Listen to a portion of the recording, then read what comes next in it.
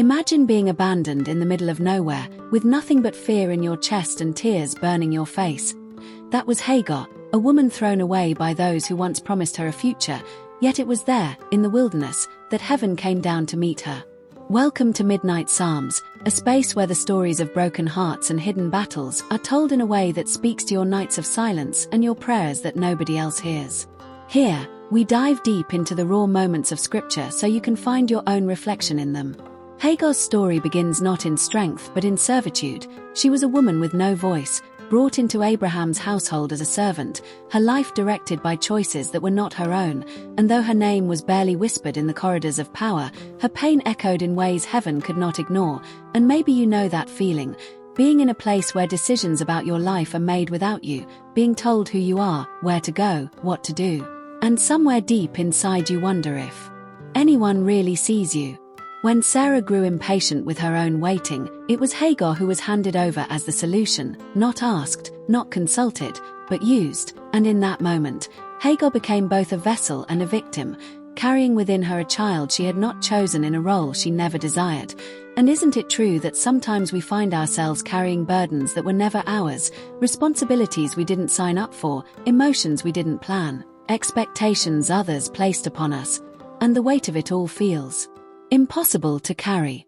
As her belly grew, so did the tension, and the same household that once demanded her obedience now despised her presence. Sarah's jealousy turned cruel, and Abraham, the man with promises from God, turned silent. And maybe that's where you've been too, surrounded by people who should have protected you. But instead they chose distance, blame, or silence, leaving you to carry your pain alone. And in that loneliness, you question not only people but also God himself. Hagar ran into the wilderness, into the dry unknown, carrying her unborn child and her broken spirit, and it's here that her story touches ours. Because how many times have you run, not knowing where your feet would take you, only knowing you couldn't stay where you were, escaping the voices, the looks, the pain, only to find yourself in a place where the silence is so heavy it feels like it might crush you. It was by a spring of water, in the desert of despair, that heaven broke through her isolation. An angel of the Lord found her, not in the palace, not in the crowd, but in the forgotten wilderness, and spoke her name, Hagar. And this is where everything shifts, because to be called by name is to be reminded that you are not invisible, that your tears have not gone unnoticed. And maybe that's the message you need right now, that even in the wilderness, heaven knows your name. The angel didn't ignore her pain, didn't brush it aside, but listened. Where have you come from, and where are you going? Words that pierce through the fog of survival, words that demand reflection, and maybe you've been so busy surviving that you've forgotten to ask yourself those questions. Maybe life has pushed you so hard that you don't even know your direction anymore, and yet heaven pauses, looks at you, and asks you to remember where you've been and dream again of where you could go. In that moment, Hagar receives both a command and a promise. She is told to return, not because her pain didn't matter, but because her destiny was greater than her suffering, and within her womb was a nation yet to be born. And perhaps you too are carrying something you don't yet understand, a dream, a future, a possibility that feels more like a burden than a blessing, but heaven whispers, there is more in you than what you see right now. It's in that desert encounter that Hagar gives God a name, the only woman in Scripture to do so. She calls him the God who sees me. And what a revelation, because isn't that what we long for, not just to be loved, not just to be provided for, but to be seen, fully, deeply, with all our scars and stories. And maybe you've walked through life invisible to others, but here is the truth, there is a God who sees you, even in the wilderness you didn't choose. Years later, after her son Ishmael was born, the story repeated itself. Sarah's anger flared again, and this time Abraham sent her away. No longer a servant in the house but a mother cast out into the desert with her boy, and under the burning sun, when the water was gone and hope was gone too, she placed her son under a bush and walked away, unable to watch him die. And maybe you've been there, too, when hope runs dry and you can't bear to watch the ones you love suffer. But once again, heaven broke in, the voice of God called out, not to Abraham, not to Sarah, but to Hagar and her son, saying, do not be afraid, and opening her eyes to a well of water that had always been there, unseen until that moment. And that is the miracle, that in your wilderness, there may already be wells you cannot yet see, sources of life and hope waiting for heaven to open your eyes. And maybe this is the reminder for you. Your story is not ending in the desert. If you are enjoying this video, Please like, subscribe, and hit the notification bell to help this channel reach more people. Now let's continue. Hagar's tears in the desert mirror the tears we sometimes hide from everyone else, the kind that fall when no one is looking, when you're sure no one would understand. But her story shows us something powerful. That God does not turn away from hidden tears. He gathers them, He hears them, and He responds. And maybe tonight you need to know that your cries in the middle of the night have not gone unheard. That every whisper of pain you thought vanished into the air was actually caught by heaven. Her son Ishmael grew strong, not because Hagar was perfect or unbroken, but because she dared to keep walking after despair.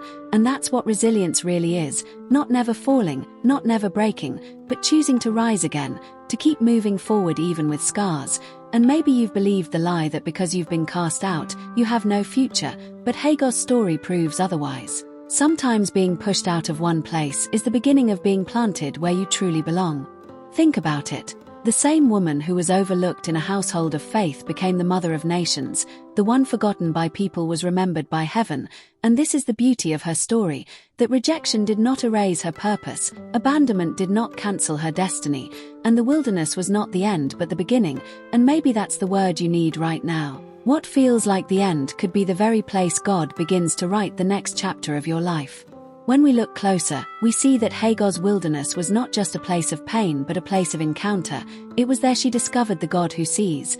There she learned that faith is not only for palaces and promises but also for deserts and despair. And maybe your own wilderness is not the punishment you think it is. Maybe it's the classroom where heaven teaches you who God really is, not the God of others' stories, but your God, the one who knows you by name.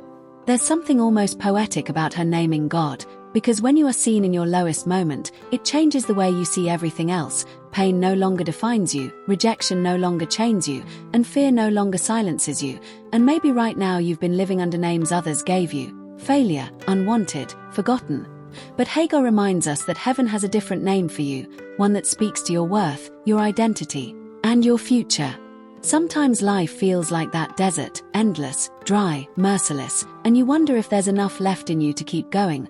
But Hagar's encounter shows us that even in the driest wilderness, God provides springs of water, sometimes hidden, sometimes waiting to be revealed. And maybe your well is closer than you think. Maybe what you need to survive this season is already near, waiting for the moment your eyes are opened by faith to see it. And if we're honest, many of us feel like outsiders, like Hagar, watching others enjoy belonging, favor, and comfort while we struggle just to survive. But her story gives us hope, because heaven is drawn to the outsider, to the broken, to the abandoned. And maybe that's why you're here, listening now, because somewhere deep inside you long to be reminded that you too belong, that you too are seen, that your wilderness is not wasted. So let this be your reminder. When people push you away, when life strips you of stability, when the road ahead looks impossible, you are not forgotten, you are not invisible, you are not abandoned, you are seen, just like Hagar was. And the same God who met her by the spring and again in the desert is able to meet you right where you are, even now, in the silence of your struggle, in the questions you haven't dared to ask out loud. Maybe tonight you feel cast out, by people, by circumstances, even by your own mistakes. But take heart, because Hagar's story tells us that being cast out doesn't mean being cut off from God. In fact, sometimes it's in the casting out that you finally discover the God who has been chasing after you all along. And maybe this is your moment, your wilderness encounter, your chance to hear Him whisper your name and open your eyes to the well He has already placed before you. So if you feel unseen, if you feel forgotten, let Hagar's story breathe life into you tonight. You are not unseen, you are not forgotten, and your wilderness is not the end of your story. Heaven is closer than you think, and the God who sees Hagar sees you too. And if this touched something in your heart, stay with us here at Midnight Psalms, where we share stories that remind you you're not alone in the night. Consider subscribing and walking with us through more stories like this, because your story matters and heaven is still writing it.